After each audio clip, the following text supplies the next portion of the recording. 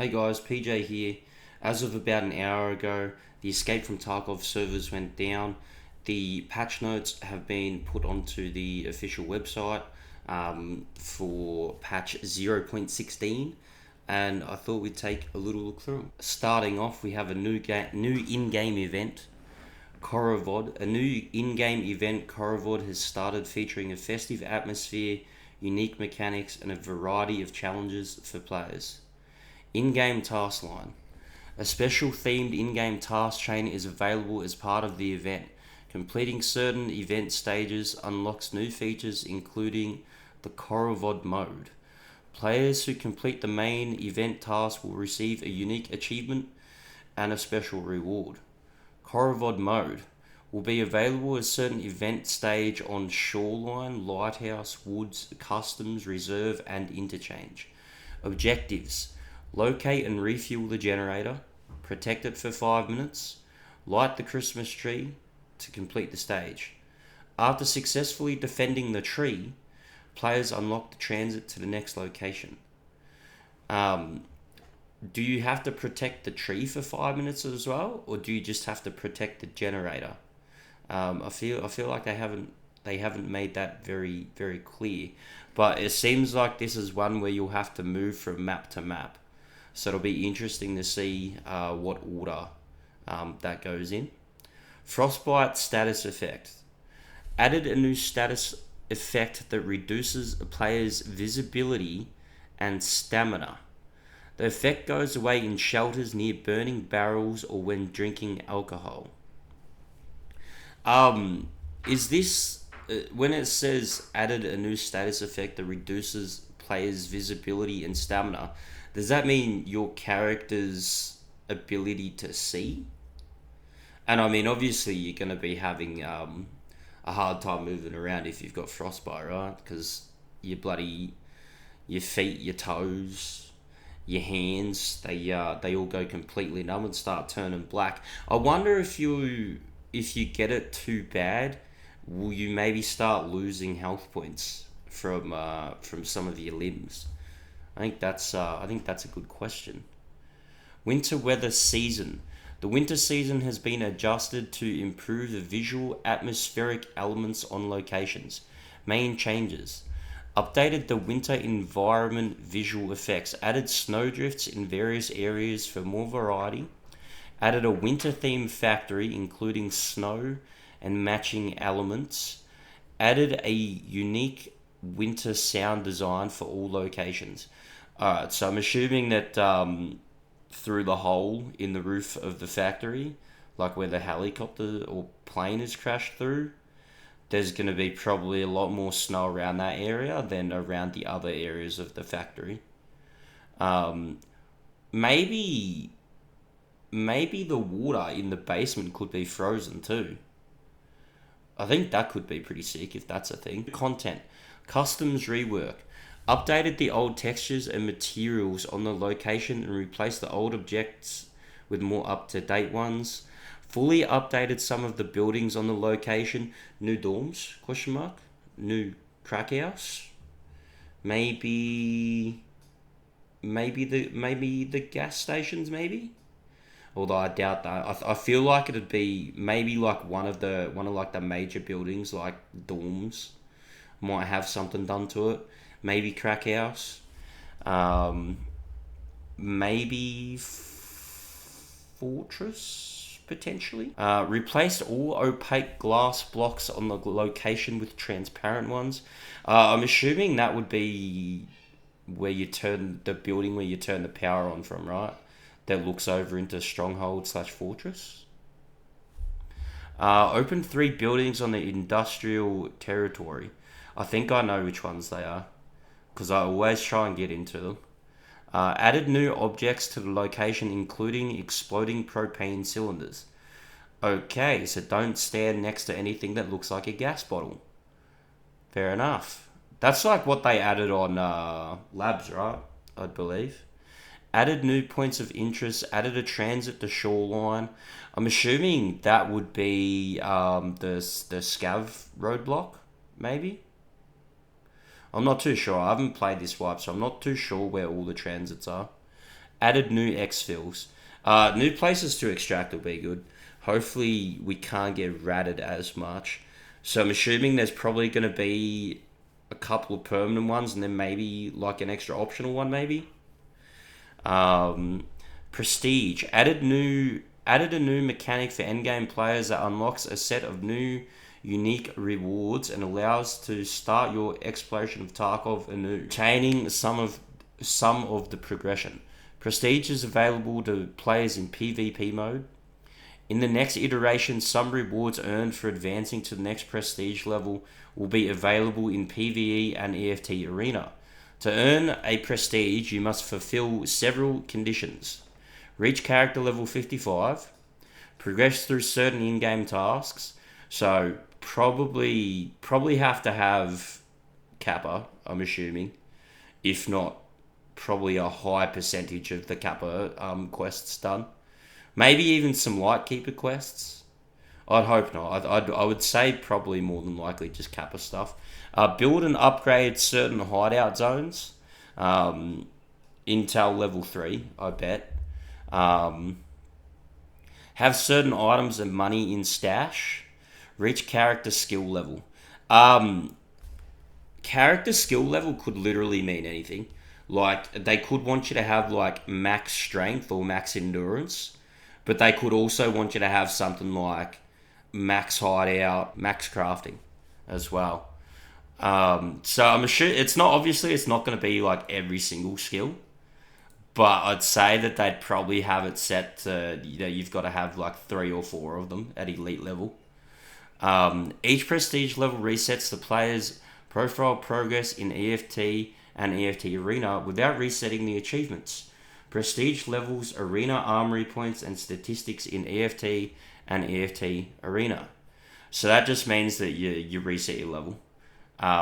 You don't lose any of your achievements, any of your prestige levels, any of your arena armory progress. You don't lose any of your stats in either. You literally just get the level reset back to level 1. When earning a prestige, you may choose to retain some equipment, certain percentage of character skills, and weapon mastery. So I'm assuming this means that you could like maybe choose to keep like a thick case or an items case. Hell, you might even want to just start over with a scav box. In patch 0.16, a total of 2 prestige levels are available. In future updates, 8 more prestige levels will be added. So I'm assuming they'd probably add like another 1 to 2 after this wipe's done. And they'll probably keep it at 1 to 2 until 1.0 drops. So 1.0 is probably when you'll see a majority of the prestige levels added. Prestige levels and rewards do not reset with wipes and will remain with the player forever. Prestige rewards cannot be obtained in any other way. Rewards for earning prestige levels. Special icon next to the nickname for each prestige level. Added next to the player's game edition icon. So like it'll kind of be like it'll be like a COD thing that'll appear next to your next to the edition, the game edition icon that you have. So like a skull or something, like next to that.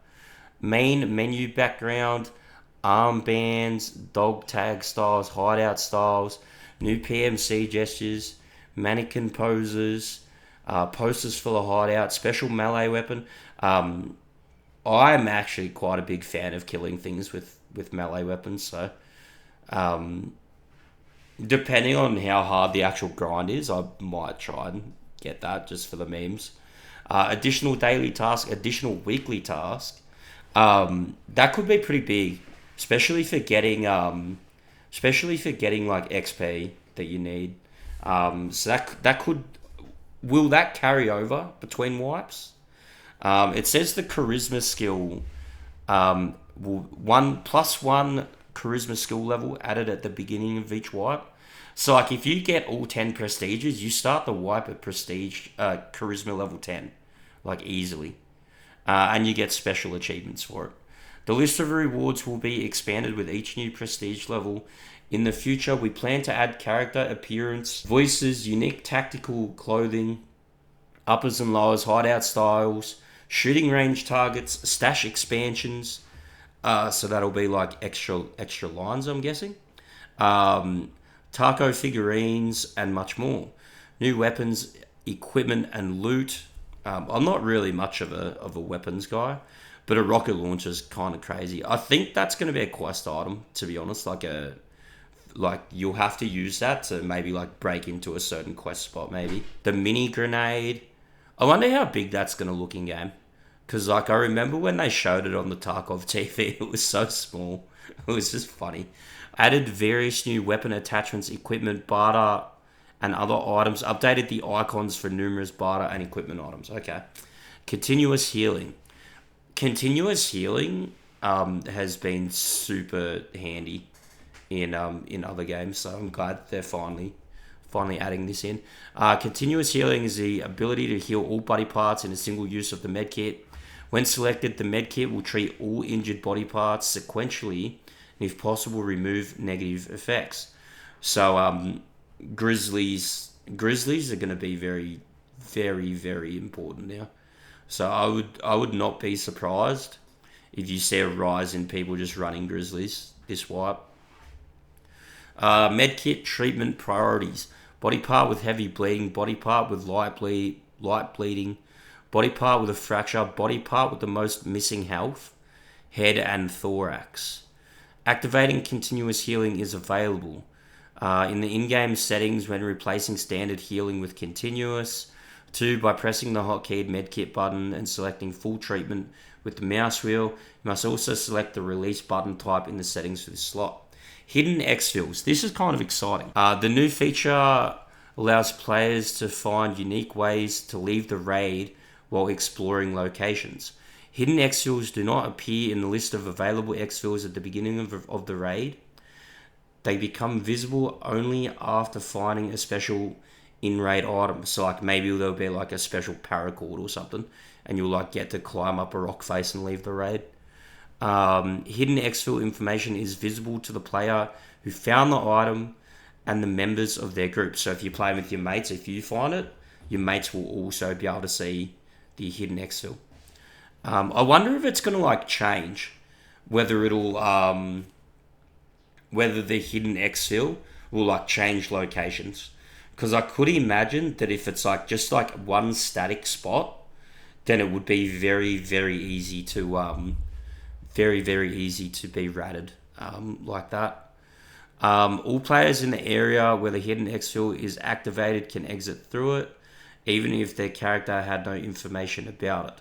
So I'm assuming that means just like if someone finds it and someone gets out, then everyone in the raid can do it. Unless that's also talking about players that are in your raid group. Hidden exfils available for both PMCs and player scavs. That's pretty cool. Features of the special items for hidden exfil activation. Each hidden exfil on a location requires its own unique item. The item cannot be taken out of the raid. It will be deleted at the end of the raid if it was unused. That's good. You don't want that sort of shit going on like the flea market or whatever, because that would be insane. Once used, the special item disappears from the player's inventory. Hidden exfils available on Custom, Shoreline, Reserve, Lighthouse, Ground Zero, Factory, Streets, and Woods. BTR driver storyline. Added a new task line for the BTR driver. Woods added a new BTR stop for the train depot. That's the new area where you had to crawl like under the train to get to the like the new buildings and stuff where Prapper used to live.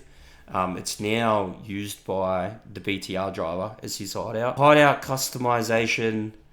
Added the ability to customize the hideout as well as the ability to visit your friend's hideout when viewing their profile. That's pretty cool.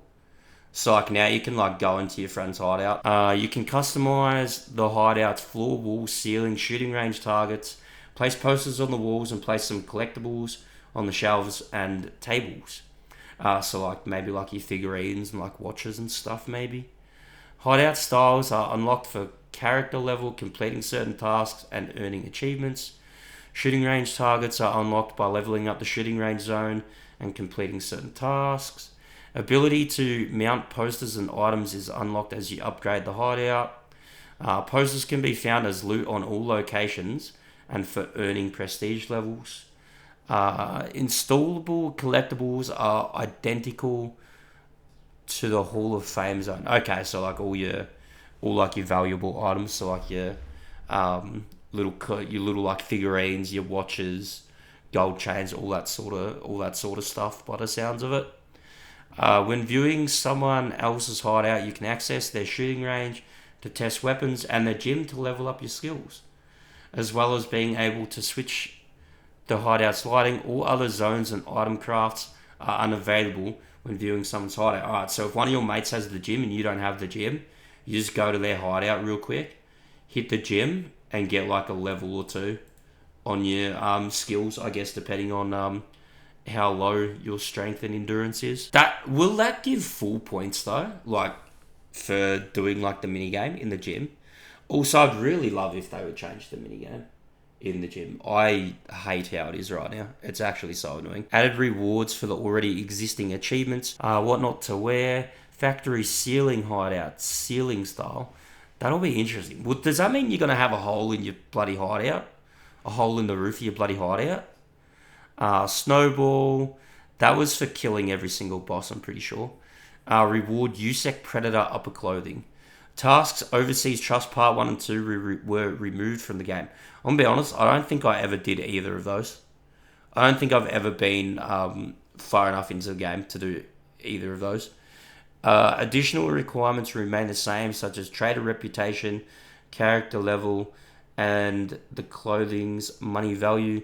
Players who have previously completed the listed achievements will receive the rewards when they log into the game. Character customization. Added winter clothing kits for Barry Musek available as rewards for completing the in-game event, as well as new unique kits available in the expansions selection at the website. Also added the new Snowman t-shirt, which was available during the winter free weekend in the EFT Arena. Changes and improvements. Technical changes. Updated the game engine version to Unity 2022. It's important to remember that the Unity update is not going to improve optimization immediately. The Unity update will just make it easier for the people that are working on the game to like put things into the game and like implement things. It's not going to like give you 300 frames on streets. It's important to remember that. Improved the system to combat the use of banned third-party software. Updated an update to the anti-cheat. That's always good. Visual recoil changes. So I didn't really play the last wipe, so I'm kind of scared about this. I seen a clip of it on one of the Tarkov TVs recently, and it kind of looked a bit scary. So I'm hoping they've maybe like dampened it down a little bit from what we were seeing. Reworked the visual component of weapon recoil to improve the shooting perception, making it more realistic and detailed. New effects. Added random weapon sway and horizontal rotation. Implemented the visual effect of the bolt hitting the receiver. Added camera shake effect. I don't know. I feel like camera shake's probably pretty bad, but we'll have to see what it's like. Reflecting the buttstock hitting the shoulder. Added slight barrel sway effect for pistols. I'm not sure if that was necessary. Shotguns now have the inertia and caliber power effect. Updated the third-person aiming animations. Recoil balancing changes. Reduced the camera lift amplitude while shooting full auto for all weapons. Reduced the recoil bounce for the SA-58 and FN Scar H. Bro, 2 wipes ago, it's like the last super long wipe, I was literally aiming at some man's left leg. He was running into main of the sawmill. I was aiming at this man's left leg, and I ended up headshotting him because of the bounce of the recoil, and I was using the SA-58. It was actually the most wild thing. It was super funny though. AI changes. Partisan, raiders, rogues, and regular bots can now use under-barrel grenade launchers. That's kind of scary. That's I can see some Tarkov moments happening from that. Grenade damage mechanics rework. Adjusted the mechanics of grenade blast damage propagation. Shrapnel and blast damage take into account the ballistic settings of the environment, geometry between the player and the center of the grenade explosion. So basically, what it's saying is, if you're in a room that has a bed in it, say in the health resort, and you go prone behind the bed and someone throws a grenade in there, the grenade is going to catch some of the bed first before it catches you, is basically what that means. Priority window selection. I'm going to be honest. I think this is just quality of life improvements. Added a pop up with confirmation of PvE PvP zone. Switch in the main menu. So a lot of people were accidentally clicking on the little button that was down in the right hand corner, and it was switching them between the PvP and PvE zone. So now you'll just have to click an extra button if you want to switch. Added the ability to scroll in the task item transfer window. Updated the character creation screen. Now the character's nickname, voice, and appearance settings are all on the same screen. Balancing changes. Updated the weapon builds at ref. Once again, I've never really been high enough in the game to use any of the high level like ref stuff. Listing offers on the PvP flea market will be available 2 weeks after the end of patch 0.16. Building and upgrading hideout zones now requires items with the found in raid mark. Found in raid LEDX to upgrade your medical center instead of buying one off the flea. You won't need it for like building like actual stuff. So like say if you like want to build some ammo, I'm pretty sure you won't need it for that. Items from the following loot crates now have the found in raid status. So your equipment crates, valuables crate, supply crate, and weapon crate, you get all these from ref. They now have found in raid status on them.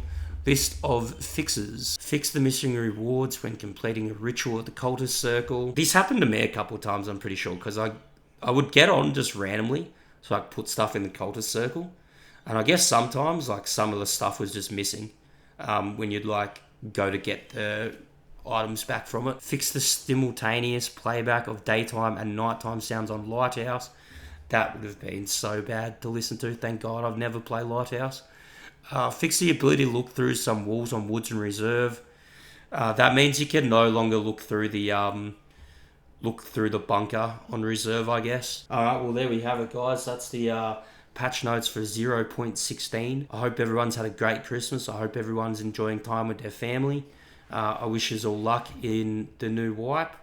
If you would like to catch more of my content, I do also stream on Twitch. Twitch.tv/PJClay.